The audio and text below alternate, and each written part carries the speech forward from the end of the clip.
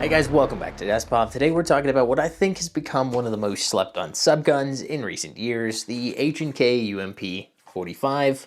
And of course, we know it's going to be super safe. Let's get into it. So if you follow the channel or me on Instagram or any of my social medias, you've noticed that I've kind of been on a subgun kick, hence all the subguns in the background. And so when I saw that HKparts put their UMP-45 parts kit on sale for 1,000 beans, I decided it was time to finish my HK UMP and this S5 receiver that I've had laying around since the G36 video. Now, all in, my total cost to build this without the optic or the Tunican 45L was under $1,800, and the one thing that I did get that I wish I would have done when I bought the G36, this time I got an enhanced recoil spring for the UMP because I know that I'm going to shoot 99% of the time suppressed. Now, what I liked about the HKparts kit was, one, it was on sale, and two, with the money I saved, I was able to get the brace, the Picatinny adapters, and a muzzle device for my HK to be able to direct thread the 45 cal can that I am running on it for the majority of this video. I will talk about micro TBIs in another video, but they're very real, so you'll notice me shooting suppressed as often as I can. Now, obviously I like to make things super safe, so we will get into the lower here, but I learned with my G36 video that a lot of you do not want to buy a receiver and a parts kit and put the gun together yourself. If that is not something you want to do, the good news is you don't have to. Companies like HK21 have these pre-assembled and in stock, and they cost around $2,000, which I think is extremely modest considering all the parts that I put on mine put it at $1,800 without the optic or the rail mount. Now, AS Designs have been sitting on a super safety lower for the UMP for a long time, and I think that that is a large reason of why it hasn't been largely adopted by people who are now getting into these subguns or getting into a subgun kick, sort of like me, where they're looking for something that they can suppress that will be very, very quiet and still very, very lethal. I've discovered that I really like the UMP magazines. I like how they fit in the gun and the look that they have, and even with 45 ACP, I'm able to cram 25 rounds into it, making it a very viable magazine capacity for a gun like this. As for the UMP, it actually comes in at about 5.5 pounds, which is half a pound less than my Springfield Armory Kuna, and I am weighing these, of course, without the optic or suppressor on them or magazine in, because 45 cal ammo obviously weighs a lot more than 9mm. Now, before we move further into your Terminator 3 or Battlefield fantasy, I do have to ask you to leave a comment down below because it's the only way my videos get views. And of course, I have to thank my channel sponsors as they help fund the channel and keep videos like this coming to people like you. Don't use code PLEASE at any of their checkouts, that would be very naughty. Buying things is bad, and I would never support that. But if you did, it would probably tell them to keep supporting my channel so I can keep making videos like this for people like you. Let's get back into it. Now for the lower, I found a company called GDI 3D that makes UMP lowers that come completely like this. This is a full drop-in unit. You don't have to put your trigger in, you don't have to mess with a super safety, you simply drop it in and it runs.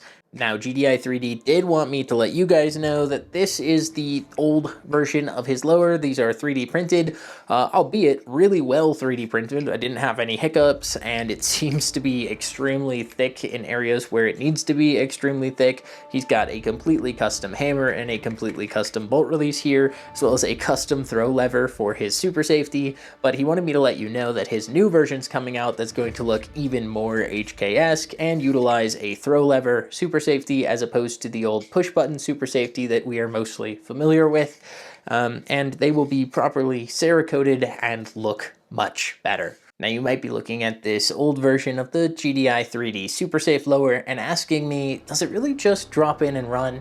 And the answer to that is yes.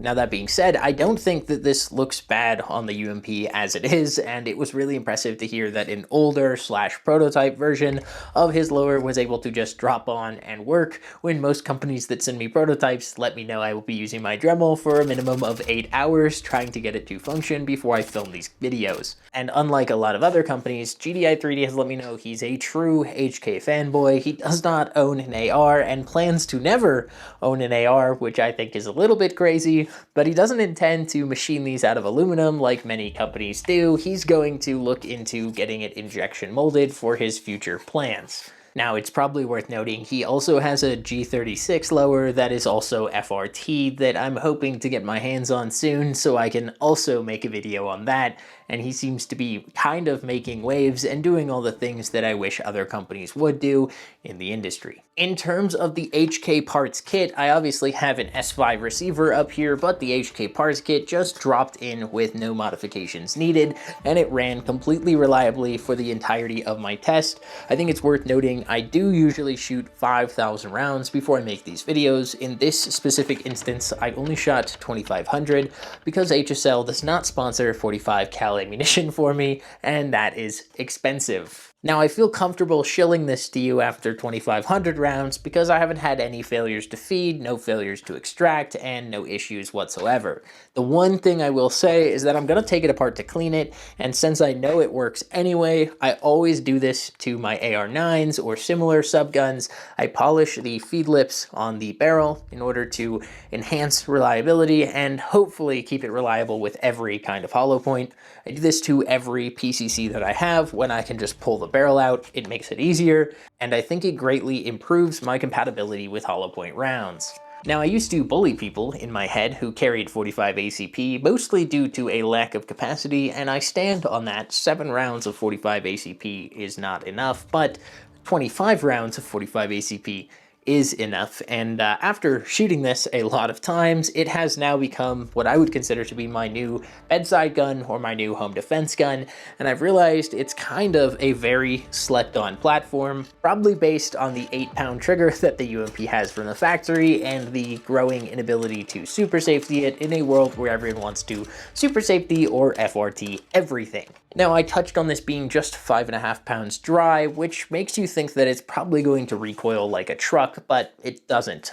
45 ACP is a very smooth recoiling round. It doesn't feel like it's punching you, more so like it's pushing you, and coupled with my enhanced recoil spring, it seems to be very pleasant to shoot and very soft. I would put it very similarly in line with any AR9. Definitely not the Kuna, as the Kuna is roller delayed and this is direct blowback, but I do believe this gun shoots very soft, pleasant to shoot, and it's not going to be an issue for quick follow-up shots. Really, the biggest dilemma that I had here with issues for rounds was all based on the fact that the factory trigger is 8 pounds, so pulling it fast is not exactly easy, and switching to something with a super safety, aka an AR trigger, made it a whole lot easier to use and a lot more pleasant to shoot. All this to say, I would never recommend that you buy a gun because guns are bad, but if I were saying that, I would say that this is in the very early stages of being very readily accessible for super safety and FRTs,